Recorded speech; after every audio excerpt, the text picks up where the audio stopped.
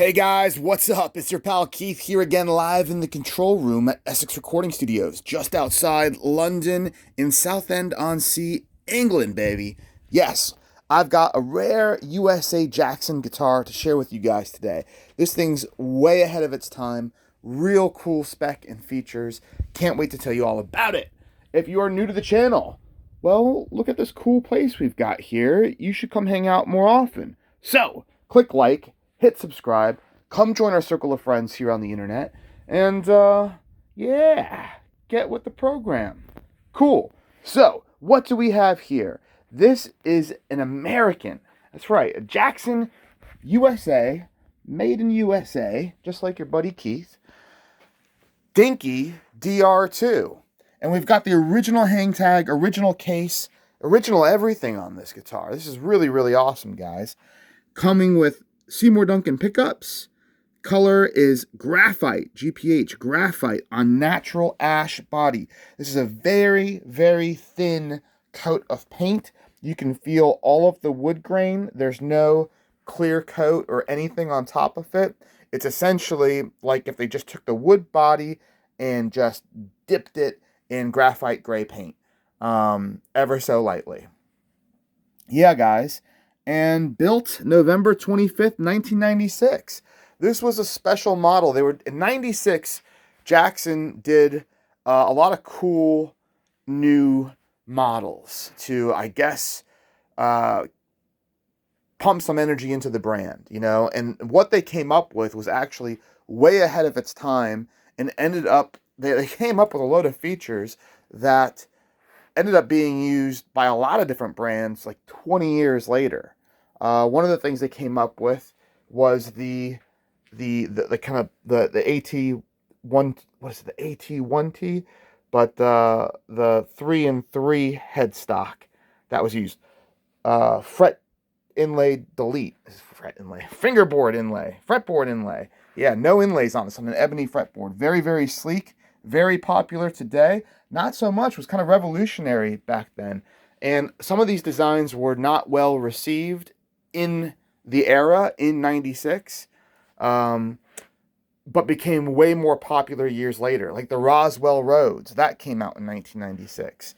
All these funky, different, modern designs came out then, way ahead of what everyone else was doing. And I remember people scratching their head at the Roswell, although people still do today. Yeah, I remember people going, "Oh man, what? No inlays on the fretboard?" And years later, I mean, good luck getting a Roswell Rhodes. They're crazy money. The Japanese ones are big, big money. Everybody loves them. And it's the same thing with these. These are really, really sleek, really cool. And this is the best finish, best spec one I've seen. I believe it's been a long time since 96. I was 11 years old. But I believe you could get them. They came standard with Kent Armstrong pickups. And this is a factory one with Seymour Duncan's. They all came with the Japanese Jackson Floyd Rose tremolo system with a steel block. And they were all chrome like this. So you got all chrome hardware. I don't think they did anything other than these chrome Jackson tremolos. And so they have the Japanese premium licensed Floyd. And then they also had the Japanese Godo tuners with the Jackson logo on it. Very, very cool. Yeah, having the matte satin finish, you'd think that this is a guitar made today. You know, this is all the rage. In 96, this was way ahead of its time. And they were still doing like humbucker, single coil humbucker.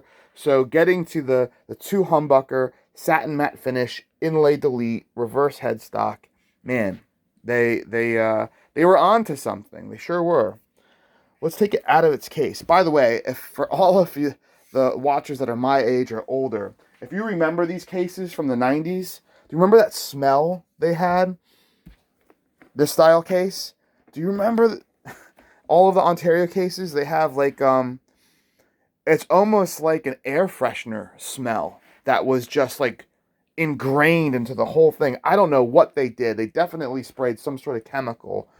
This smells like the day I got my first guitar, which I think it might have even been 96. I got a Jackson Performer Series and the same case from Brent's Music.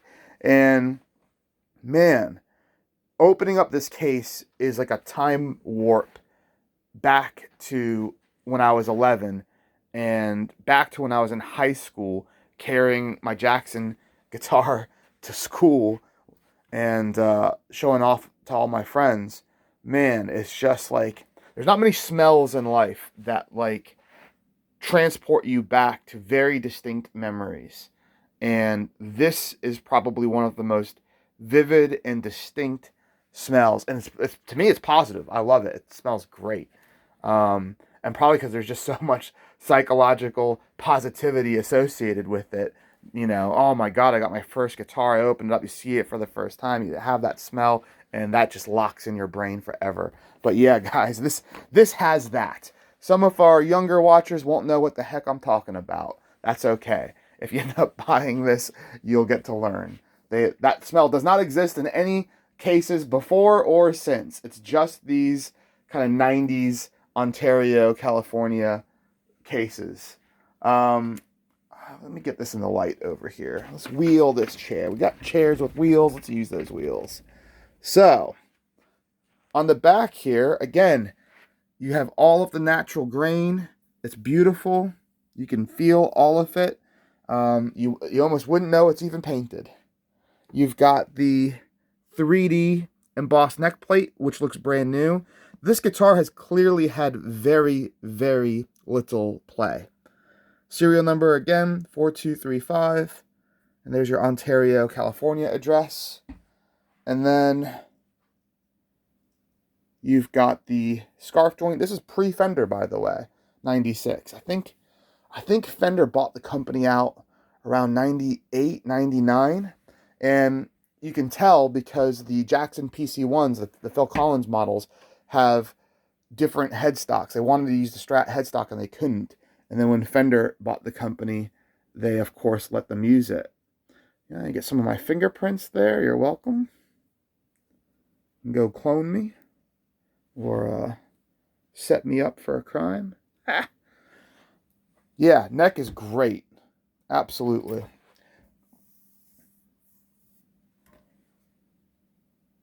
There we go. Beautiful. Point is intact. Thank you. Oddly, both points perfectly intact, but a little dent in the middle there. Who knows how that happened? But not a big deal. I mean, this thing looks awesome. This is a 25-year-old guitar, guys. 25 years old. There's a little ding there.